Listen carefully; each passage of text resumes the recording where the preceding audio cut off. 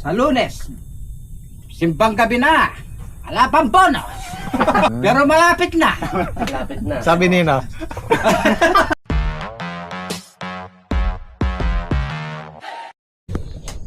Ayan, tama-tama. Pag magde-day off tayo bukas, Monday ang balik natin. Makikita natin yan, nagsisyete na. Maaakit na sa bubong yan. So magkano tayo ngayon? Agag-grass cutter. Ditinisin natin yan. Tapos siguro ako papatubigan ko yan. Alisin ko muna yung mga plastic. Kasalukuyan na silang naglalabas ng maraming bulaklak. Yan, kung mapapansin nyo, ilang araw lang simula nung binali namin yung panghuling bali. Yan o, nandito na sila sa paakyat na sila. Tapos pinatabaan namin para makabawi kasi nga nasasaktan sila. Diyan po natin mararamdaman yung halaman, yung buhay nila. Kasi katulad nung nagbali kami, masasaktan sila. Isang sanga, pag binali mo, maglalabas siya ng 4 hanggang 5 sanga. Biruin nyo po yung nutrients na kakailanganin niya. So pagka ganun, nasaktan sila, binali natin, kailangan kasunod nun pataba para makabawi sila. Ayan. Kaya dyan po natin mararamdaman o kung kailan, o malalaman natin kung kailan tayo kailangan magpataba. Makikita naman po natin sa halaman. Pero usually sa karamihan sa gulay, ang schedule ng pagpapataba niyan every 10 days or 2 weeks. Yan po ang interval niyan. Pero depende rin, pagka malusog yung halaman kahit magpa-ano tayo ng konti, magpa-late tayo ng konti. Lalo na pagka mataba ang lupa. Kasi pagka makita nating malusog yung halaman tsaka natin pinatabaan, mananabal po no.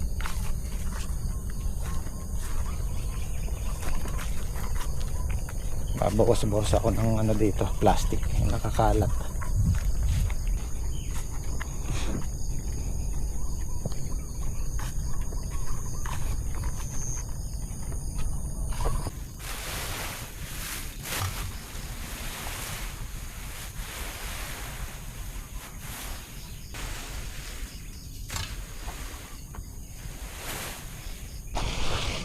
Hindi kasi pwede nakakalat yung mga tansi-tansi na yan. Pupulupot yan sa sa makina.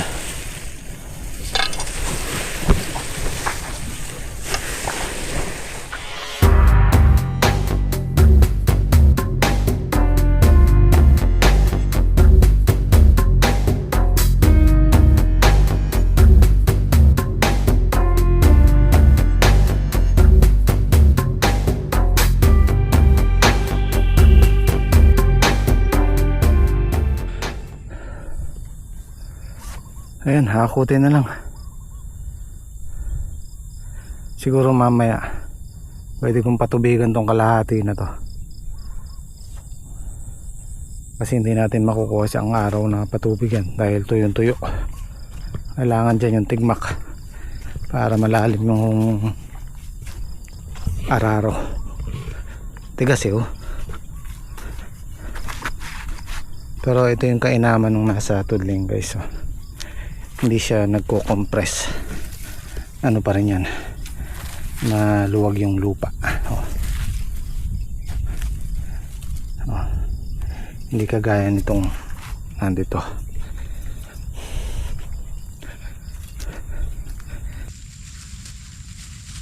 Ang ulam po namin ngayon, corned beef.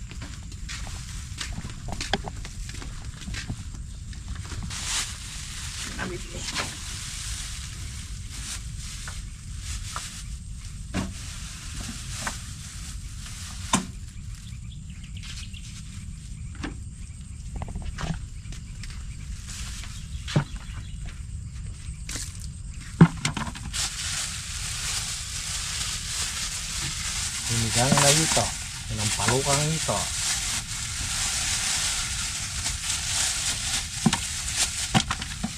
Tama lang pala daw,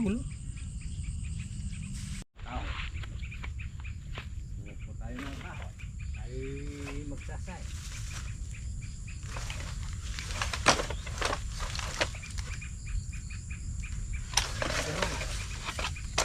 Ang luto.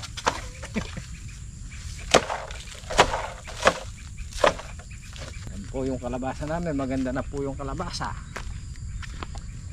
Saka yung pakwan. Nasingit yung pakwan. Morning, good morning. Good morning sa lahat.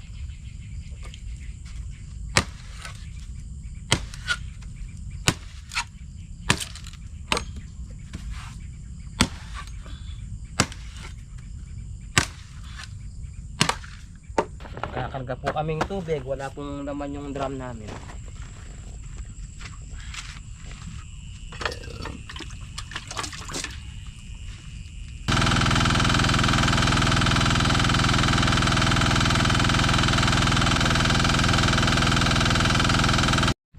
Nag-grass cutter po kami.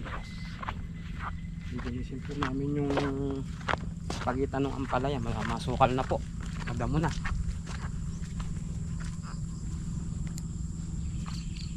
Siguro hanggang Lunes po namin to matatapos kasi day off po namin bukas.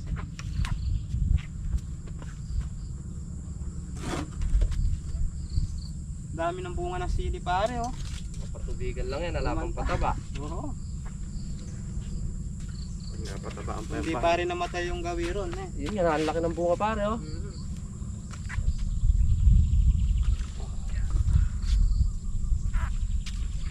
Duration. Issue ang linis muna.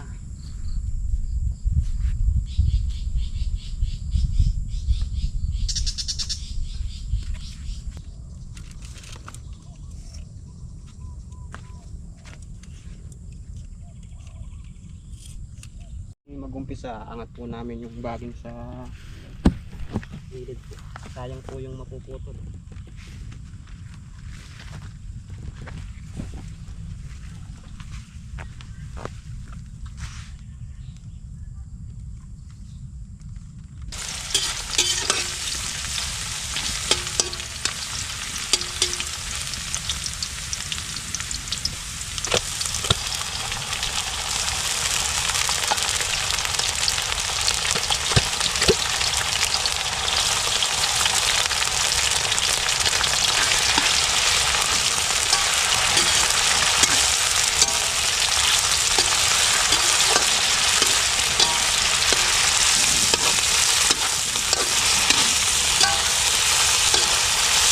Kain tayo. Bira. Saging naman tayo ngayon. Kalalaki na sa amin pa. Saging lang. Ulam na sa akin yan eh. Yung mga paborito kong prutas. Saging tsaka mangga. Pag hindi ko gusto yung ulam, yan lang pwede na. Mangga tsaka. Nga lang yan. Toyo dati tsaka saging.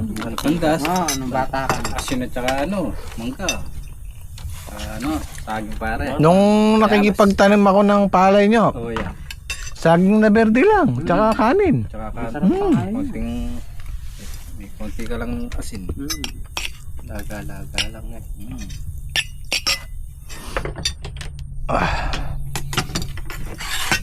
Corn meat. Hindi kayo nakabili ng bulig ano? Ala, Iya.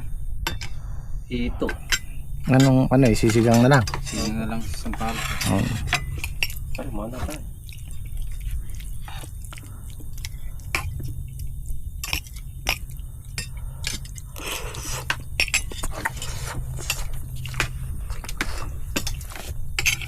Ay, mapali kaka.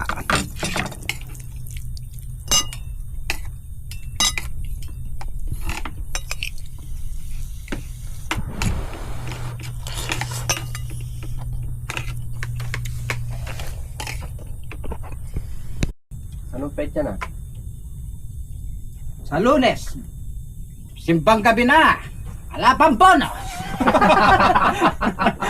Ibang gabi na ba sa Lunes? Yeah. Ah. Pero malapit na. Malapit na. Sabi Nino, Sa undas daw. Pare sa undas. Hitay ka naghitay. Ang bonus namin, 50,000. Kaya naiinip. Kaya naiinip sa araw. Mag-aabono ka pa kay OT niyan eh. Padagdag ka ng padagdag ha. Nag-aabang ng nag-aabang eh. Kaya ka naiinip eh. Ayun na, bonus mo, kalendaryo. Oo. Natin pare, ano? Rescate. Andun na pare. Andun na pare, nakagayak na. Meron, tansina lang kulang. So yan, pwede ko nang patubigan tong bungad na to para sa Lunes, yung kabila naman. At nagpakuha ako ng isang rolyo pang hose natin. Bali, actually yung hose namin, 4 na rolyo na, 4 na 100 meters. Dalawa dito, dalawa doon sa farm 1. Kaya lang yung una kasi ginamit pa namin sa lumang farm sa San Carlos. Sobrang luma na, marami ng butas. So papalitan na natin yun. Pinutol-putol namin pandugtong. Ang habol kasi natin dyan yung yan, tulad yan, naka-fix na yan dyan, hindi na aalisin, nakatutok na. Tapos yun doon, ganun din. Kasi kung kakalasin mo yan, tapos ililipat mo doon, abala, malaking abala, ubos oras. So kung nandyan na yan, nakalatag na, isasalpak na lang dito sa makina at saka paanda rin. So menos tayo sa oras. Ayun, tinatawag nating time management. Sila dito, si Henyo, si Patrick, tsaka si Saldi mag-grass cutter dito. Kailangan lang itaas itong mga ganito. Ayan, tatamaan ng grass cutter yan, yung mga nakalaglag na to. Ayan, mamumunga po yan. May mga bunga nyo. Ayan, tataas muna sila, tapos babanatan na ng grass cutter. Okay.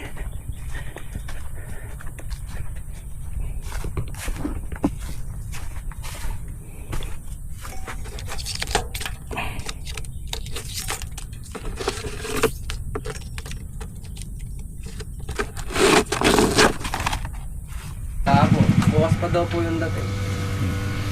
Tsagayin muna natin yung putol-putol dito, pagdudugtungin ko na lang.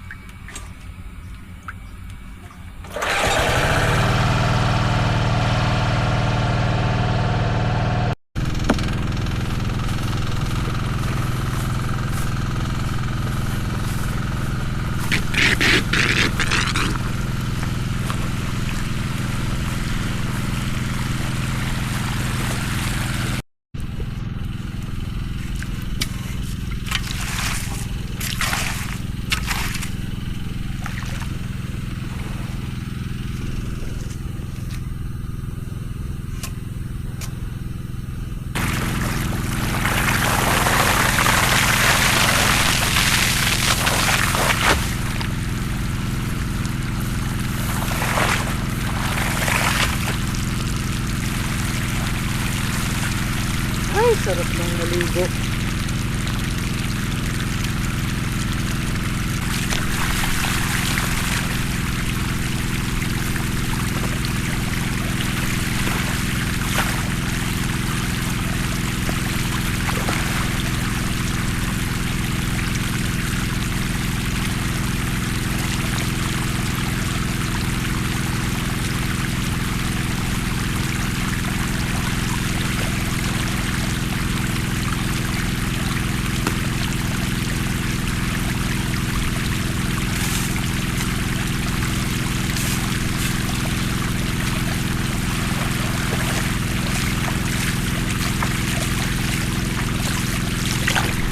guys, yung mga nakikita nyo nakalawit na to, magugulang na to kahit maliliit.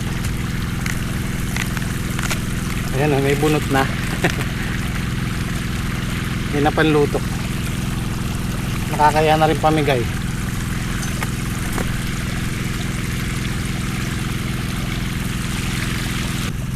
Marami po kasi nangihinayang sa mga ganito. Medyo magulang na po yan. May bunot na, oh. Makikita mo.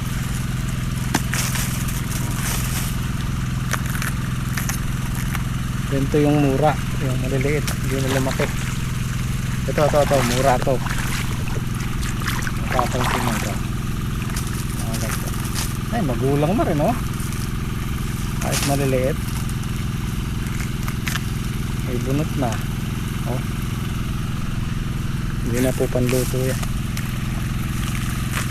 Kaya pantapon na talaga.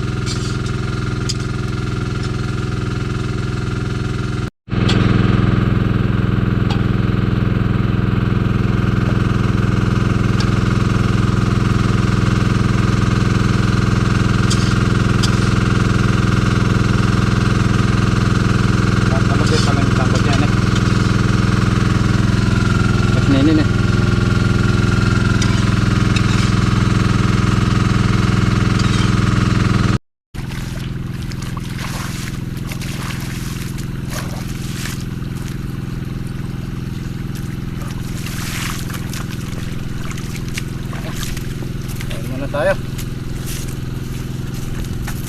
Tatlo na lang sa dalawa, tatlo. Kain tayo na yun mamaya natin. Oh, kain tayo.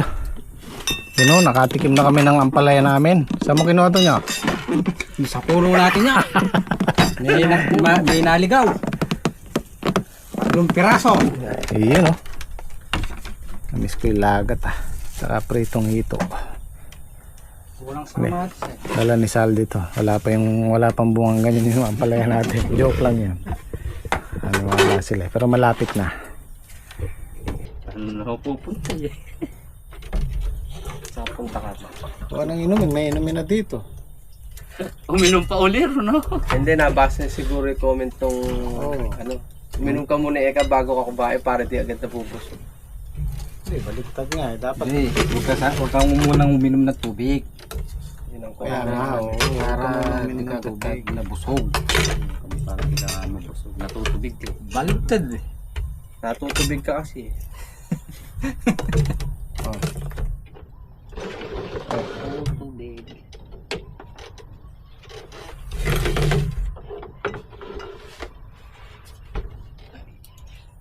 Kain po, kain. Kain po. Kain po tayo.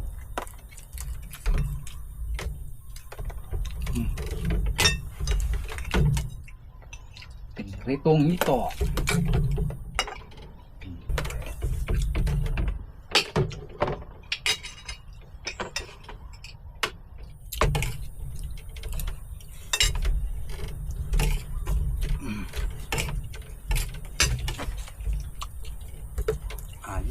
Sarap pala ng laga.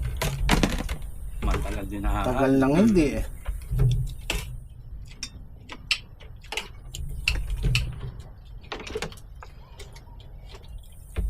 Kaya na may mitas tayo dyan, hindi na naman tayo makapaglagat.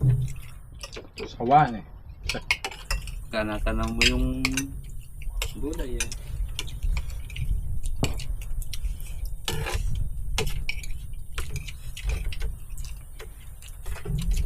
Tabakin na lang ko yun. Pwede tayo magdayok bukas ano? Pwede mo.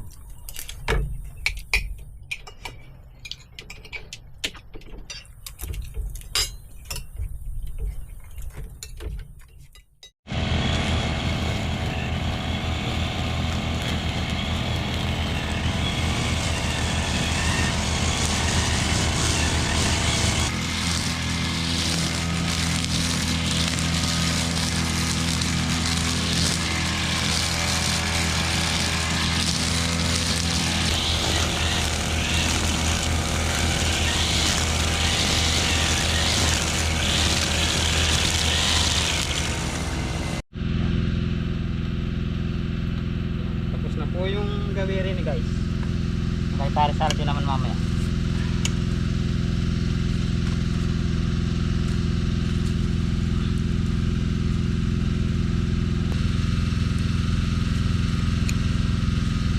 May gas pa tayo pare? Sali mo na pare gas. Sige pa.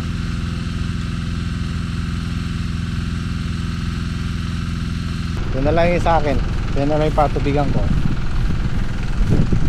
Isang tudling na lang. Tapos sa Lunes yun tayo sa dulo. Bibili muna ako ng hose. Wala daw stock si Suki. Okay na tayo. Dami nating nagawa ngayon. Ito pinatubigan ko to. Sila nag-grass cutter doon. Halos natapos nila. Siguro natira siguro 2 tudling lang. Naubusan ng gasolina. Sa Lunes, doon naman tayo sa kabila. Tapos habang nagpapatubig tayo doon, pwede nating araruhin to. O, di ba? Mabilis ang trabaho. Tsaka pagka ganitong Sabado, kailangan siguraduhin nating nakapatubig yung tanim natin na spray para pagdating ng Sunday masarap paghiga-higa sa bahay, pahipahinga, diba? Okay na, ayun o, lalong lumitaw yung ampalaya natin. Papakita ko sa inyo, ang linis.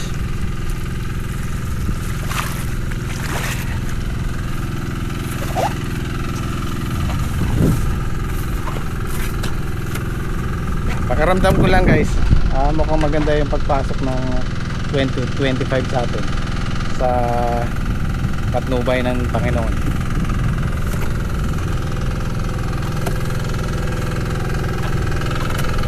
Sana, hopefully, tuloy-tuloy mapupuno yan lahat.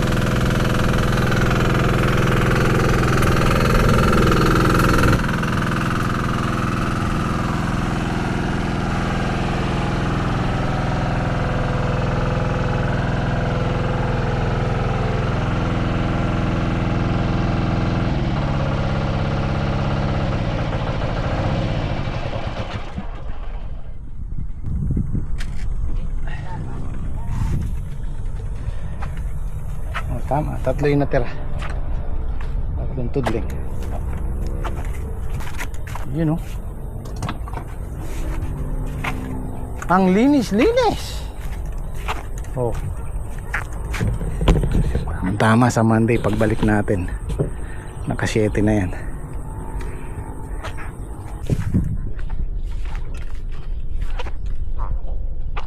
Ayos. So clean and green. Oh, di ba? Yun, oh. So, makakapagpahinga tayo ng maayos. Kaya wala tayo masyadong iniintindi.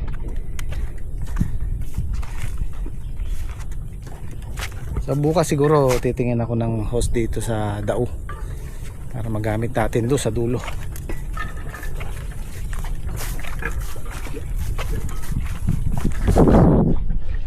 Patrick. Dito ko na nilalaban niya para Dito na rin siya naglaba para pagdating sa bahay. Eh, pahinga na lang, di ba? Ayos nga naman. Kasi sa day off mo nga, maglalaba ka pa eh. Dito, pagbalik niya, tuyo na. Eh, tinatawag nating time management. Yan. So, paano guys? Kita-kita tayo sa susunod na upload. Tingnan natin kung makakapag-video ako bukas. Maraming salamat. Sa